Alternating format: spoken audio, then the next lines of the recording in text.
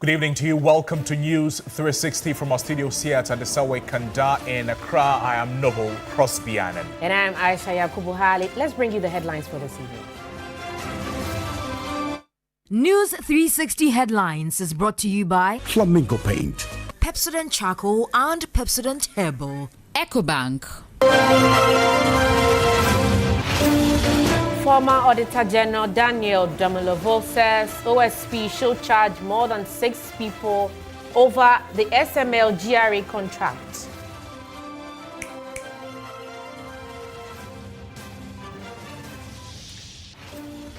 Also tonight, National Anti-Illegal Mining Operations. The Secretariat conducts swoops at Bronikrom near Shidim in the Ahafo region, arresting Galamsey Kempings and Burkinabe as it seizes vehicles.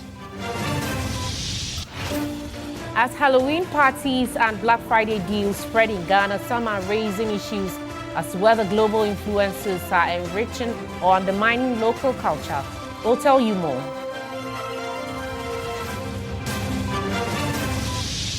We'll bring you some international news as Tanzania's President Samia Suluhu Hassan declared winner of presidential election amidst days of unrest across the country as hundreds are feared dead.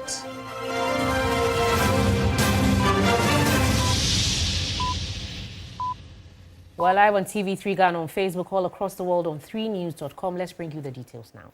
Let's start off from here. The National Anti-Illegal Mining Operations Secretariat, NIMOS, has intensified its fight against illegal mining with a major operation at Bronikrom near Shidim in the Ahafo region. The swoop resulted in the arrest of several suspected Galamsey Kempings, including a Burkinabe national. The team also seized vehicles and heavy equipment believed to have been used for illegal mining activities. The NIMOS task force destroyed makeshift structures and equipment at the site. The site was located barely 10 meters from the main Shidim-Goso highway, and the proximity of the illegal operation to a major public road, NIMOS noted, highlight the boldness of the perpetrators and the urgent need for tighter surveillance in the area. The operation by NIMOS forms part of the Secretariat's renewed commitment to protect water bodies, forest reserves and farmlands from the destructive impact of Galamsey. Meanwhile, the arrested suspects are assisting the police with investigations, while the seized vehicles and equipment have been impounded for further investigations. NIMOS says more operations are expected in other parts of the region in the coming days.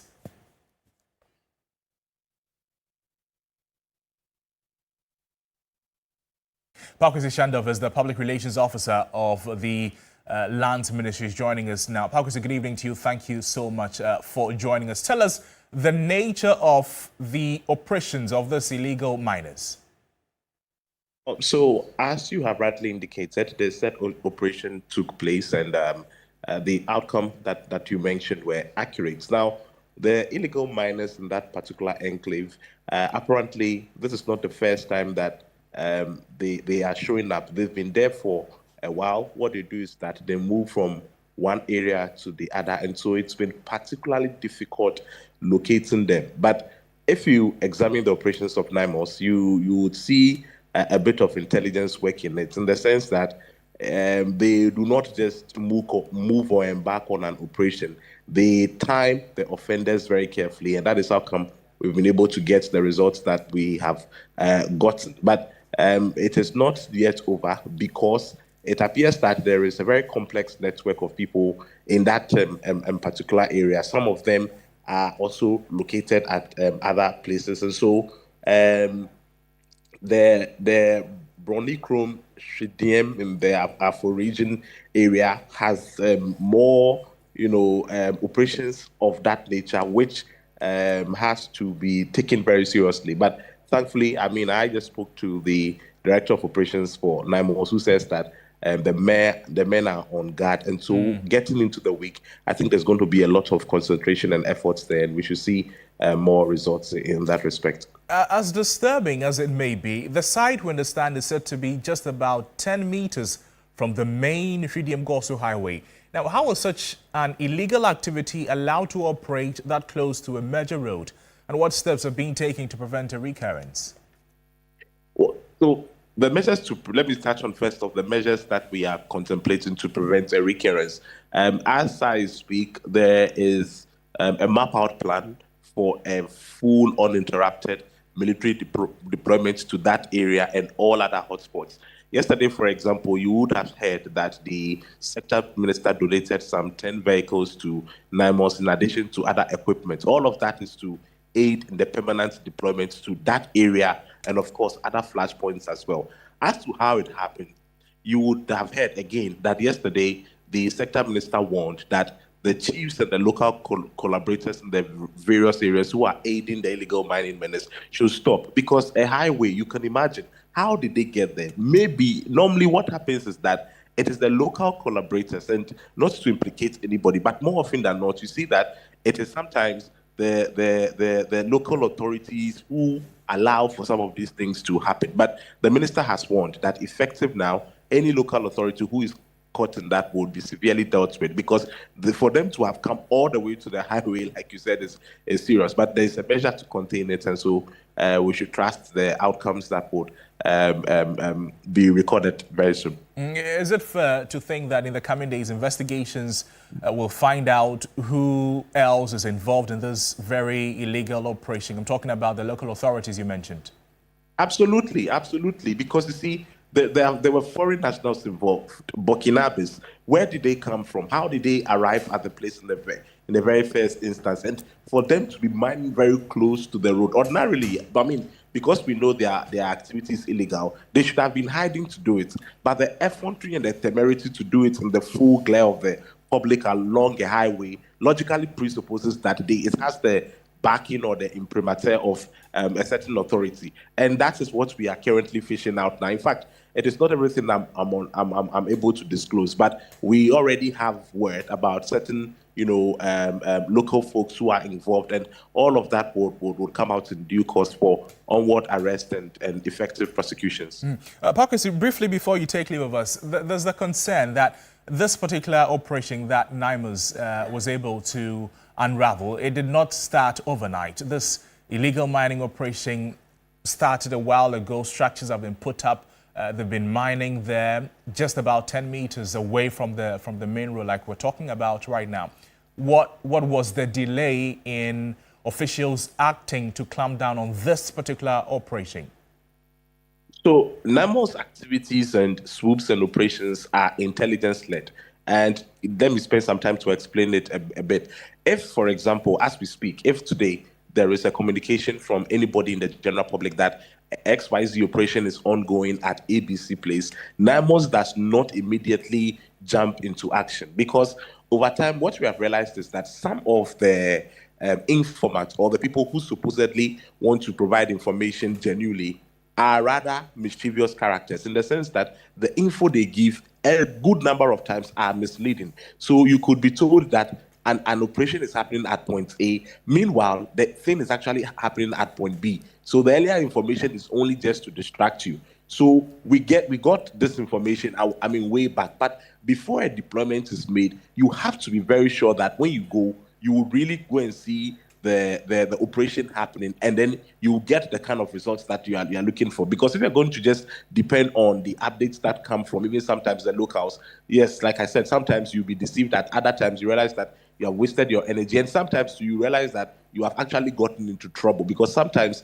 traps are set. So it is not the case that perhaps maybe NIMOS was just sleeping and then they just went, they jumped into this. No, we know all the flashpoints, but what happens is that you want to time and strike at the right time, and we strike at the right time. That is how come we have this result. It's a bit complex, but that is the situation we have. So it is not always that NIMOS can move in swiftly and immediately. We have to be sure that where we are going, we'll get the results, we'll grab the illegal miners, and then we'll be able to come out with something that is very substantive. Pakwesi, thank you. Pakwesi Shandov is the Public Relations Officer of the Lands Ministry, speaking with us there. Away from illegal mining issues, a special prosecutor is expected to press charges against 6 former government officials by the end of November over the Ghana Revenue Authority GRA and Strategic Mobilization Ghana Limited SML contracts. This follows an investigation that revealed Public officials allegedly enriched themselves unlawfully, causing significant financial losses to the state. Responses have been mixed, with some questioning the OSP's delay in pressing charges. Now, the following report has more details on this. After months of what it calls painstaking investigations into the controversial Ghana Revenue Authority GRA and Strategic Mobilization Ghana Limited SML contract, the special prosecutor disputed justifications for the deal and its value for money. According to the OSP, its investigation into the contract revealed that some persons used public office to enrich themselves, a clear violation of the law, causing financial loss to the state. The OSP will charge the following persons with various corruption and corruption-related offences before the end of November 2025. 1. Kenneth Nanaya Oforiata, former Minister of Finance. 2. Ernest Akori, Chef de Cabinet to Kenneth Nanaya Oforiata as Minister of Finance. 3. Emmanuel Kofinti, former Commissioner General of Ghana Revenue Authority. 4. Amishadai Owusu-Amoah, former Commissioner General of Ghana Revenue Authority. 5. Isaac Krenzel, former Commissioner of the Customs Division of Ghana Revenue Authority and General Manager of Strategic Mobilization Ghana Limited. 6. Kwejo Damwa, former Commissioner of the Customs Division of Ghana Revenue Authority and Member of Parliament for German South constituency. As part of the process, the OSP will seek to recover the financial loss caused to the Republic from the persons listed above. But former Auditor General Daniel Yaodomlevo says more than 6 persons must be charged with corruption-related offense and the Strategic Mobilization Limited contract with the Ghana Revenue Authority GRA. The whole SML deal is one of the examples of create, loot, and share. Engaging of KPMG was a further misuse of our public funds. KPMG is not a public sector auditor. We have Auditor General who was in existence, and the office is still in existence.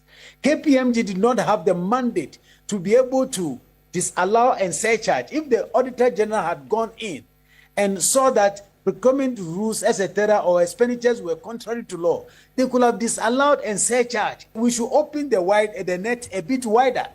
I don't think it is only these 6 people who are culpable. Definitely there are chief tax inspectors or directors, etc., who would have also approved or looked aside for all these things to happen. Following the news conference, President Mahama directed the immediate termination of all existing contracts between the Ghana Revenue Authority GRA and Strategic Mobilization Ghana Limited SML. Strategic Mobilization Ghana Limited, in a press statement, denied any wrongdoing, insisting that its operations were lawful, transparent, and beneficial to the state. Speaking on the key points on Saturday, November 1, private legal practitioner Martin Kpebu expressed disappointment over the conduct of the OSP regarding the GRA-SML deal. We've not been able to freeze Ms. Oforiata's assets. And so it means that as we are talking right now, it's even possible that he's signing agreements to sell the shares in data bank, the shares in enterprise insurance, the many assets he has. That is where our target should be. So we need this case to enter court quickly. And just before we enter, the law allows OSP to freeze the assets. And then after about 2 weeks, go back into court and get a longer duration for the freezing of the assets. So this is very key. Very, very key. And that's how I've been saying that Kisi Jabin has been very, very incompetent on this Oforiata case. This petition against Oforiata and Co. was presented December 2023. So by December 2024, OSP had this petition for 1 year. 1 year. And OSP sat on his hands. Chief Executive Officer of the Ghana Shapers Authority, Professor Ransford Jampo, wants all monies paid to the Strategic Mobilization Ghana Limited SML to be retrieved. This is after the OSP revealed its office will seek to recover 125 million cedis from SML. I have a question. See, in our quest to fight corruption and to tackle some of these things, we must go all out. I read and listened to the OSP saying that about 1.4 billion cedis have been paid the SML. 1.4 billion paid SML. But the OSP is saying it is going for a refund of 125 million. And it baffles my mind.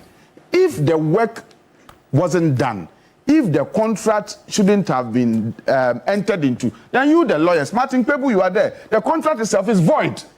If it is void and we paid 1.4 billion, then why are you going to collect 125 million? Okay. Do the math.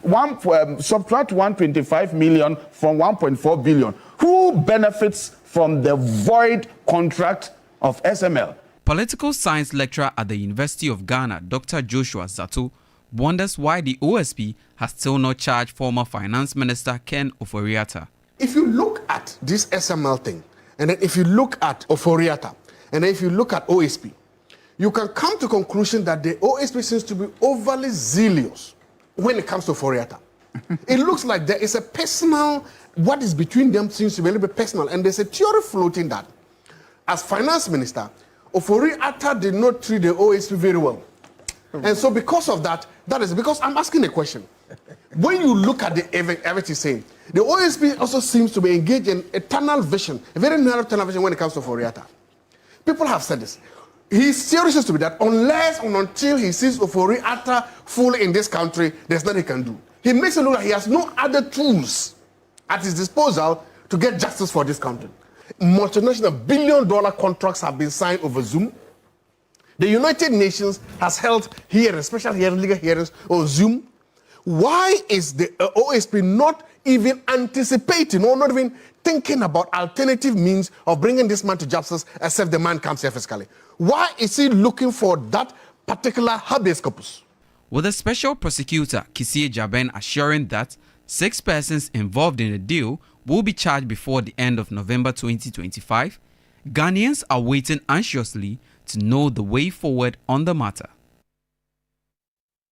Let's talk transport now, because tricycle operators, popularly known as Pragya or Keke, have become a lifeline for many commuters in Ghana, especially in areas where public transport options are limited. But behind the convenience lies a growing debate about safety, regulation and road use. Aseda Boche explores the realities faced by tricycle riders navigating Ghana's busy streets. Like every other day, commuters are rushing to beat the early morning gridlock. Here at the Abokobi Lorry Station, tricycles popularly known as Pragyas are in high demand, as many commuters prefer them for their speed and affordability. Unlike regular vehicles, tricycles offer a quicker and cheaper alternative for most commuters, making them the preferred choice for short distance travel. But as demand grows, so do the dangers associated with their operations. From reckless riding and lack of proper licenses to underage riders, the risks continue to rise. Meet CJ, a 28-year-old senior high school graduate. He has been in the tricycle business for the past 10 years.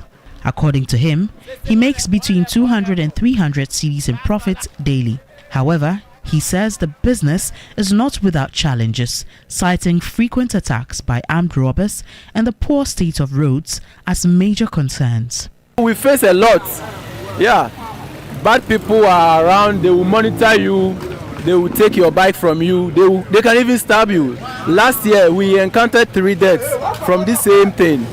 They will just kill you and take your motor and they will just dash off. Other riders shared similar sentiments. The moment we buy the motor, we have the helmet, but most of them keep it in the house. They don't use it. When the police are, chasing us, because and using the helmets is our beneficial, because sometimes you get the accident, maybe you will have a head attack. So maybe we are using the helmet to prevent you to get such injury. The road is not good for us there. If we have something to do with the road here, it will be fine.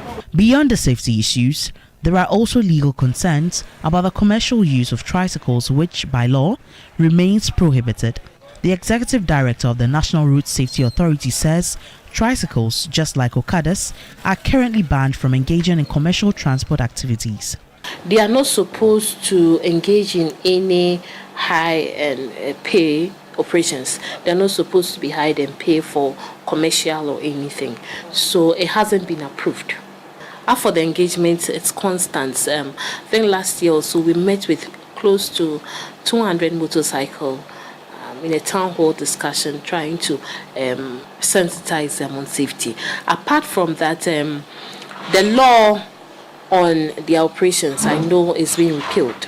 And so very soon they would be formally regulated. But aside that, we are in constant engagement with their leaders. She added that a bill is currently before Parliament seeking to regularize the operations of both tricycles and motorcycles for commercial use. It's in Parliament, and the committee to review the document I know will meet this week. And so we are hoping that in the next few days or even weeks, it can be looked at and then the necessary processes will follow. Until that law is passed, she warns that enforcement will be tightened to ensure safety and compliance on the roads. Also in the Ashanti region, tricycle operators in Tafo Pankrono are protesting against a move to restrict their movement. The directives, when implemented, will restrict the riders from operating at Tafo 4 miles due to traffic congestion in the area. Although the road traffic regulations in the country forbid the use of motorbikes or tricycle to offer fare-paying passenger services, these tricycle taxis have in recent times become an important public transport service option for residents in Ashanti region. The influx of tricycle taxi in Kumasi has not only made mode of transport easier and affordable, but offered employment to both the young and old.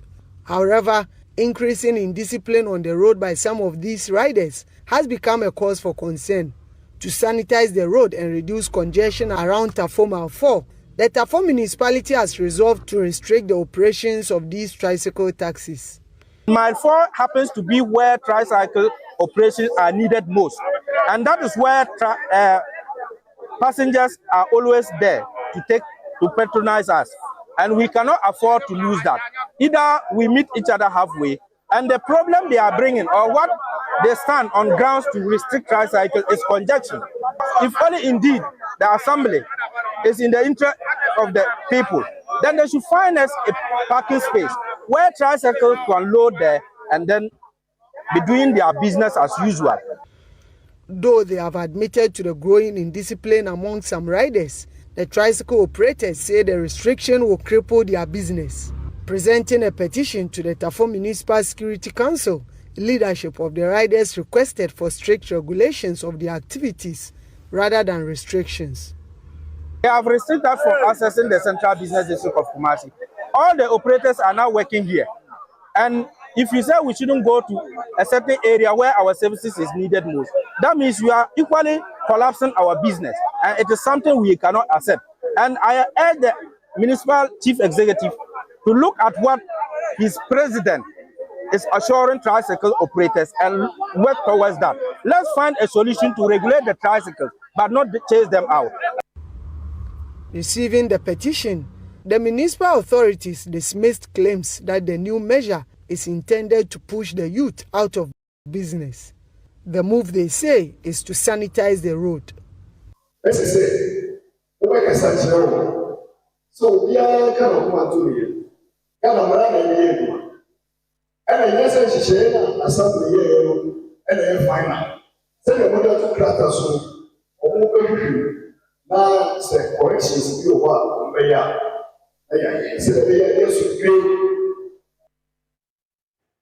And back here in the capital, leadership of the La Nkwantanai Medina Municipal Assembly say the crime rate within the municipality has reduced drastically in the first 3 quarters of the year. However, the municipal chief executive, Ibrahim Fusaini Falia, wants police personnel at the Medina police station who have been there over a long period of time to be transferred.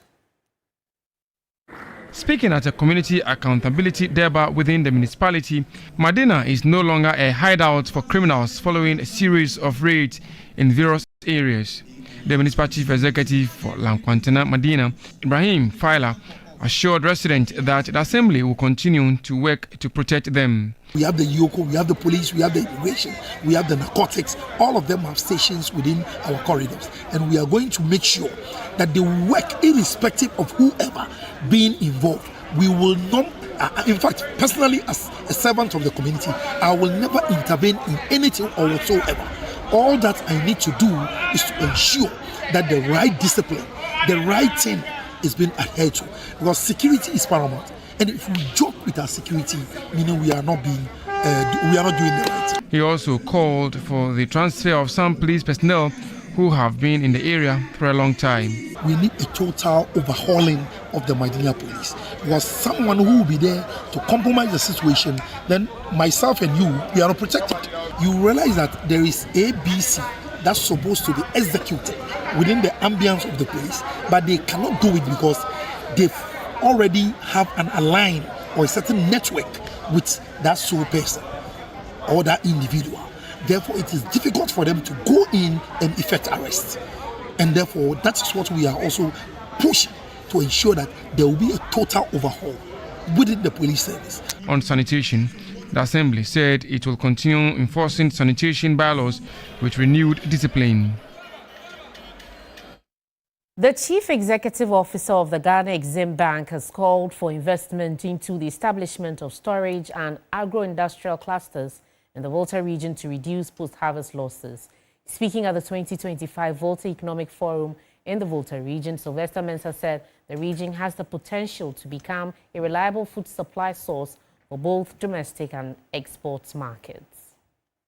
Volta region is known for its enormous potential in agriculture, with a large number of farmers producing food crops such as rice, maize, tomatoes, and onion. Between 2020 to 2022, the region alone produced over 560,000 metric tons of rice. Despite this, farmers in the region continue to make huge losses due to the lack of storage facilities and market challenges. At the 2025 Volta Economic Forum, Chief Executive Officer of the Ghana Exim Bank, Sylvester Mensah, called for investment into the establishment of storage and processing facilities to position the region as a reliable food supply zone. The region is ideal for commercial farming, aquaculture, and agro-processing. The region is the second leading producer of rice in Ghana. In 2020, the region covered almost 30% of rice planted areas in the country.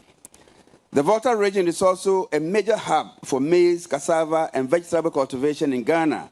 Despite being the second producer of rice in Ghana, the region's rice industry continues to face structural challenges that meet productivity and competitiveness. As part of efforts to revitalize the region's economy, over 50 investment-ready projects have been profiled across the various districts in areas including agro-processing, aquaculture, ecotourism, among others. The Volta corridor offers strategic pipeline structured around 5 economic pillars that can sustain the government's 24-hour economy agenda.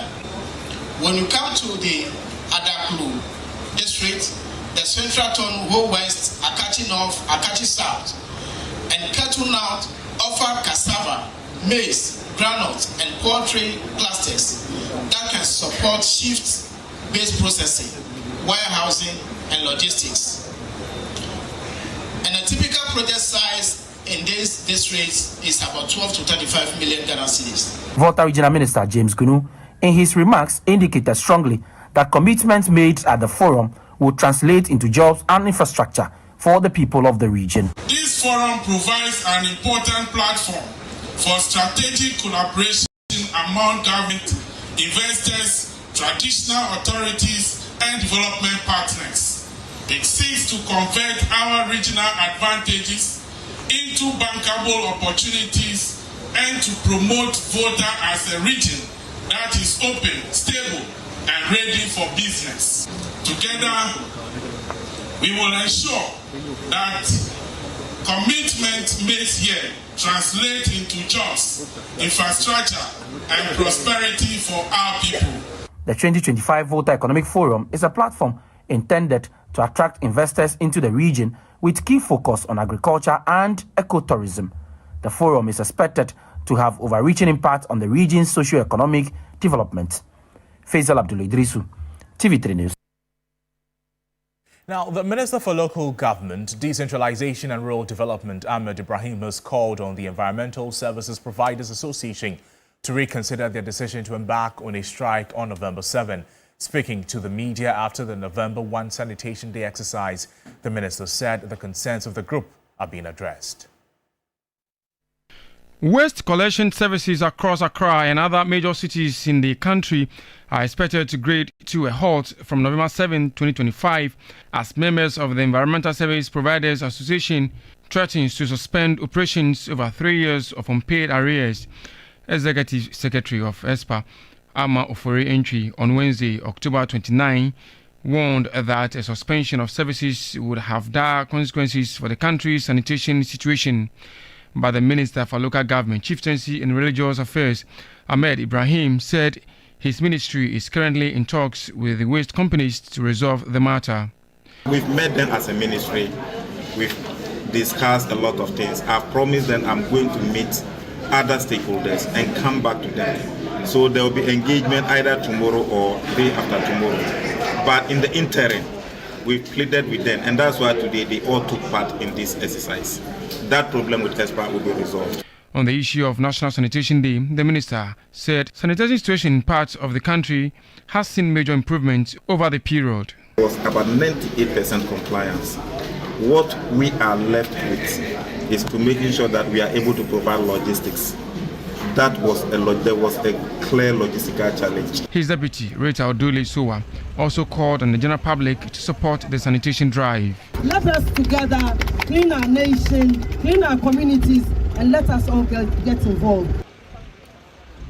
Meanwhile, to instill discipline and ensure full participation in National Sanitation Day, the Asokrema Municipal Assembly sealed several business outlets on Saturday morning for defying a directive to close for the exercise.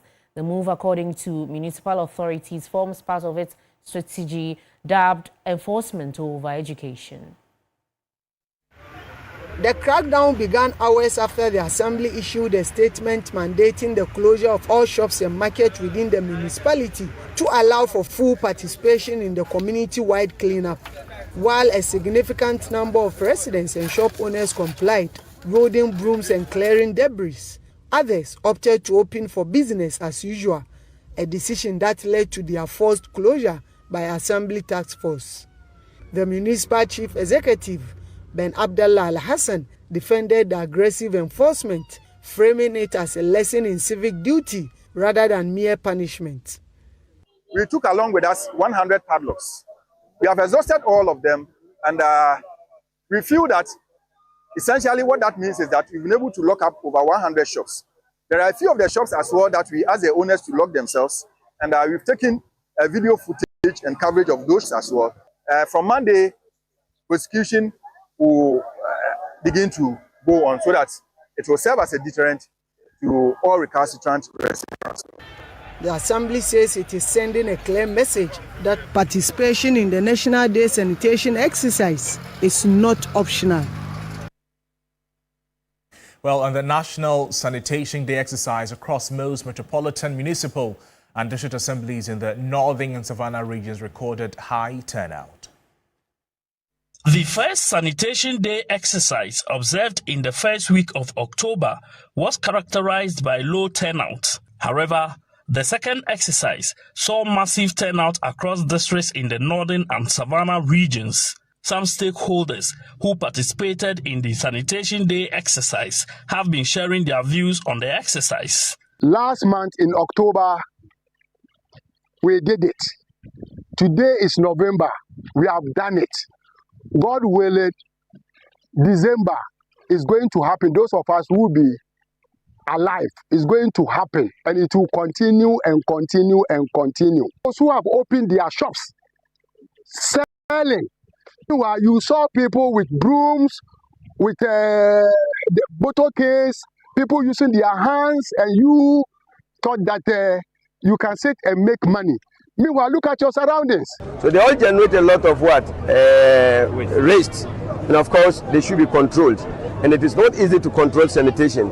So I would just say that we are very grateful to the President of the Republic of Ghana for taking this initiative so that every first Saturday of every new month, we come out in our numbers to get the environment what? Clean. Sanitation continues to be a major challenge in most parts of the country due to the rapid growth of commercial activities and market operations that generate increasing volumes of waste.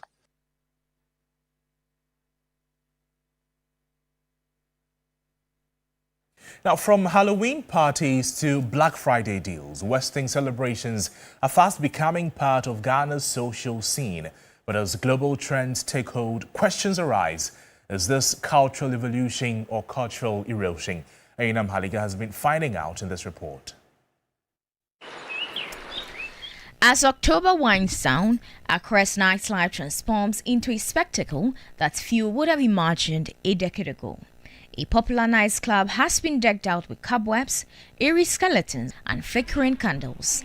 The music pours and partygoers swirl around dressed as ghosts, witches, and iconic movie characters. This is not a scene from a Western metropolis, it's Halloween in Ghana. What once smelled like a distant, foreign tradition is now firmly woven into the fabric of Ghanaian youth culture. From the excitement of Halloween parties to the glitz and glamour of prom nights and even the commercial frenzy of Black Friday sales, Western celebration have found fertile ground in Ghana, embraced eagerly by young people, schools and businesses alike.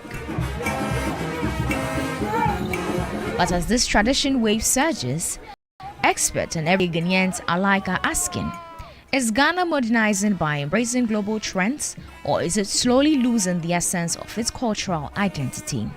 Halloween's rise in Ghana is a telling example.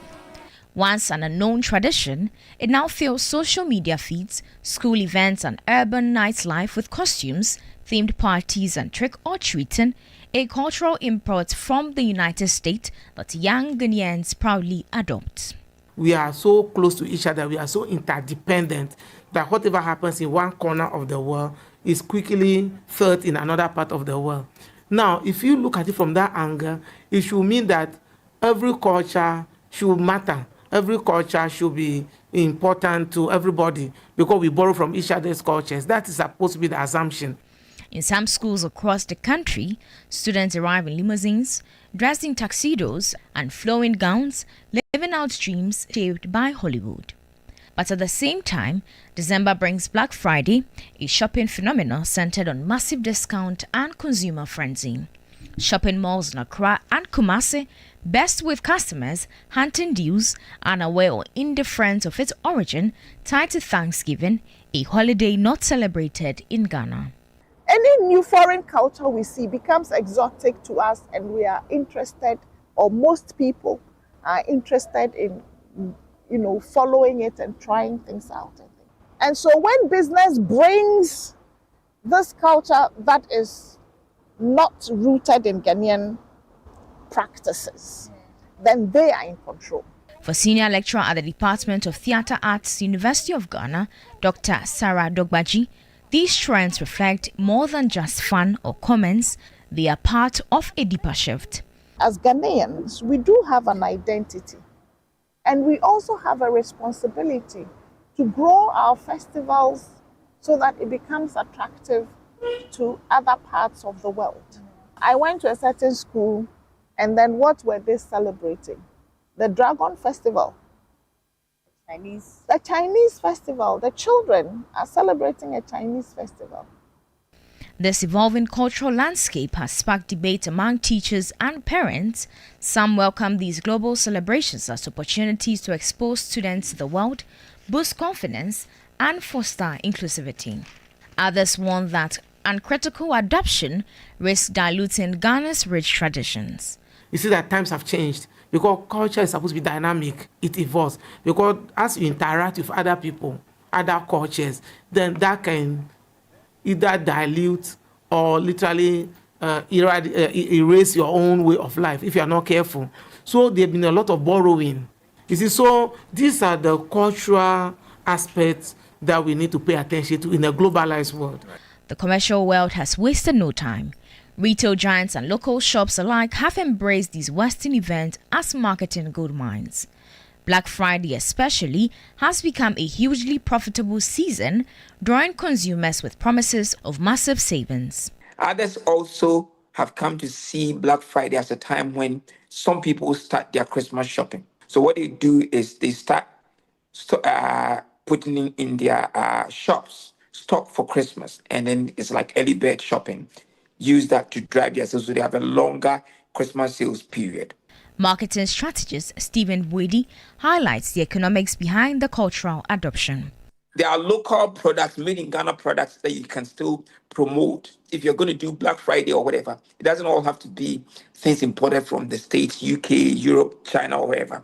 Why don't we try also some Ghana-made products and services that we can also promote for Black Friday? Ghana's culture has always been dynamic, blending tradition, faith, and change. Globalization has accelerated that change, posing tough questions about what is lost and what is gained. While the mix of Western celebration and Ghanaian heritage creates a richer, more inclusive culture, or blur our identity beyond recognition. Yunam Haliga, TV3 News, Accra. Also in the news, Digital Realty has commissioned the Accra to Data Center, a bold investment in Ghana's digital potential and Africa's future. With a capacity to host 500 racks and direct links to global submarine cables, the new data hub marks a defining moment in Ghana's technological evolution and Africa's digital future. Defining moment for Ghana's digital journey. Digital Realty has officially commissioned the Accra 2 Data Center, a bold investment in Ghana's digital potential and Africa's future. Built in the heart of Accra, ACR2 stands as the largest data center in Ghana, supporting up to 1.7 megawatts of IT load and over 500 racks, a game changer for businesses, cloud providers, and fintech innovators. Linked directly to the Africa submarine cable, the new facility brings the world to Ghana's doorstep, offering global connectivity and local control. For enterprises, it means faster access, stronger data governance, and unmatched reliability even when global networks falter. Addressing the media, Managing Director of Digital Realty Ghana, Joseph Cranton, says this new facility will address the needs of consumers. If you follow the news recently, you realize that in the past 2 weeks, we've had major outages on external cloud providers, mainly because anything at all can happen to the data that we are having in this infrastructure that is sitting outside.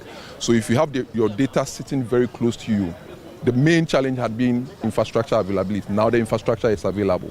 It's up to all stakeholders to push such that we have the data being stored locally, so that at the end of the day, we don't end up being impacted whenever we have outages in the global environment. Minister of Communications, Digital Technology and Innovation, Samuel Nati George, noted that the government will work with the company to optimize infrastructure. It's welcoming because where we sit today, we're looking with all the digitalization drives that are ongoing of government that attempts to attract hyperscalers into our market, and to just show that we have the infrastructure bandwidth and infrastructure to support the new technologies. It's important that you have infrastructure like this. I'm excited because then what it also does is it creates some level of competition, and so we welcome them into the ecosystem. We're going to continue to work with them as government to put in place policy that drives demand. Digital Realty says the future of Africa's digital economy starts here, secure, connected, and proudly Ghanaian. This is News 360 live here on TV3. Aniela Lote is on standby to bring us some sports news.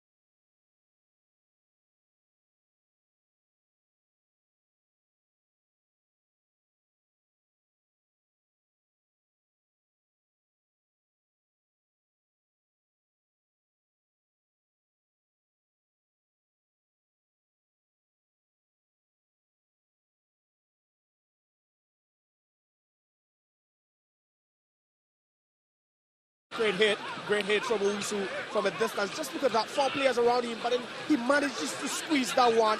He worked the angle perfectly. Staying on game week 8 of the Ghana Premier League and following the 1-1 result, coach of Midiama, Ibrahim Tanko, was satisfied to end the game with a point, especially away from home, even though he recognizes that his team should have won. On the other hand, coach of Hoho United, Abdul Rahim Bashiru, was happy with the result but maintains that his team still has a lot of learning to do, particularly with the defense having scored early only to settle for a draw. I think looking at the performance we put on, I think it's deserved. If not, normally we should have won because we have most of the game we have the chances. But I think away you take 1 point is good. It's okay. I mean, we had the chances. Even our defenders, someone like Kamaruddin, he have almost 2. But I mean, we are playing away. I mean, going 1-0 behind, you have to do more. And I'm happy that they came back, and this kind of performance is good for going forward. This is the 8th match. I mean, we still have enough game to play. So I'm not looking at that. I'm looking at our performance week by week. So this is how we plan, and I think it's the best. We don't have to look at who is coming, who is not. We just we have to go game by game. We play against a complete team. You know, they have a lot of experienced players. So I think my boys really deserve the credit. They do so well, but I think we have a lot to learn, especially in our defense. We have to work on that. We have a lot, but I'm very happy with the performance. Yeah, that's what after we got our early goal, you know, but it didn't work for us. So I think we have to change the plan, you know. But don't forget, we are babies and we are playing with our fathers, you know. So I think, but for me, I'm very happy with the performance of, although that wasn't the scoreline that we want. But I think I'm cool. We have to go back and work hard, especially in our defense, because each game we'll be conceding a goal. I think it's not good for the team. Proceeding to game week 10 of the English Premier League, Arsenal are still on top of the league like they are scared to drop any points. The Gunners managed a 2-0 away victory at Turf Moor to Burnley. Meanwhile, Manchester United and Nottingham Forest played a cat-and-mouse game that ultimately ended in a 2-2 draw. Let's take a look at the highlights. Good play from Mahoy. Delightful ball that was. Yates. Gibbs White! Igor Jesus is there. It's loose. It's in. That will be all for sports here on News 360. I am Aniela Alote. Up next is entertainment news.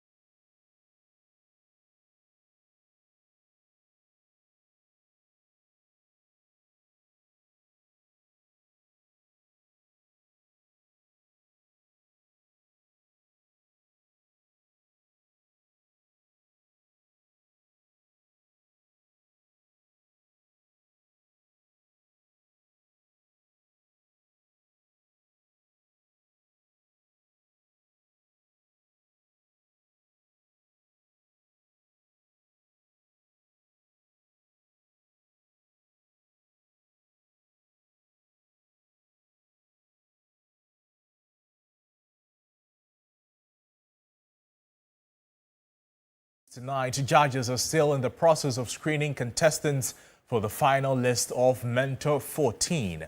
After a rigorous selection process, 30 participants have been chosen to attend the boot camp in Accra. On Sunday, November 2, 16 contestants will be officially outdoored to kick off this year's exciting event.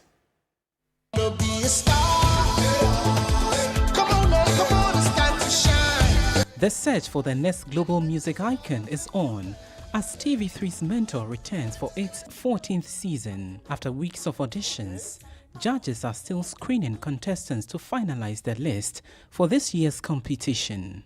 Following a virtual audition process that saw over 300 entries, 30 participants were selected for the boot camp in Accra.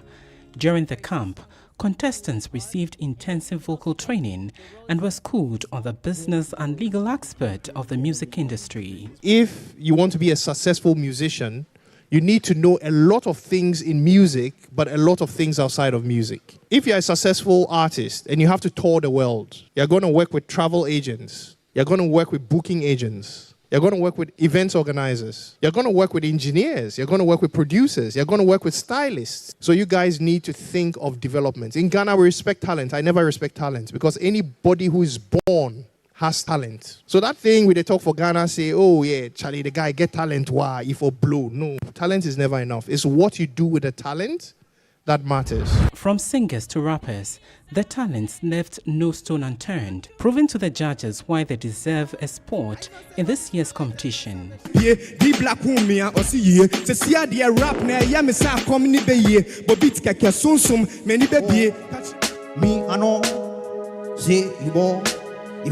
think say you ball, but the truth be say the cook the lie. I say make you know, make a ball. Mentor continues to provide a platform for aspiring musicians to launch their careers.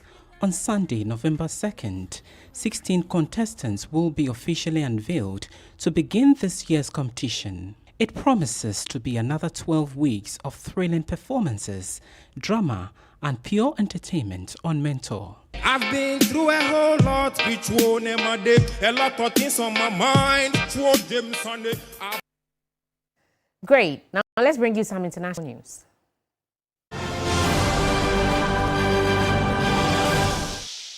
President Samia Suluhu Hassan has been declared the winner of Tanzania's presidential election, securing another term amid days of unrest across the country. The electoral chief said President Samia secured about 31.9 million votes, or 97.66% of the total, with turnout nearing 87% of the country's 37.6 million registered voters. Receiving her victory certificate on Saturday, Samia thanked the security forces for ensuring that the violence did not stop voting. In her victory speech, she said the election was free and democratic, accusing protesters of being unpatriotic. Opposition parties rejected the results, calling the vote a mockery of the democratic process, as Samia's main challengers has been either imprisoned or barred from running. International observers have expressed concern over the lack of transparency and widespread turmoil that has reportedly left hundreds of people dead and injured. In a statement, the UN chief Antonio Guterres said he was deeply concerned about the situation in Tanzania, including reports of deaths and injuries during the demonstrations. He urged all parties involved to prevent further escalation. The UK, Canada and Norway have expressed similar concerns, citing credible reports of a large number of fatalities and significant injuries as a result of the security response to protests. And that's all from us on News 360 this evening. You can find more news on 3news.com. I am Ayisha Yakubu. And I am Crosby Annan. Thank you so much for watching the bulletin. Good evening. Bye-bye.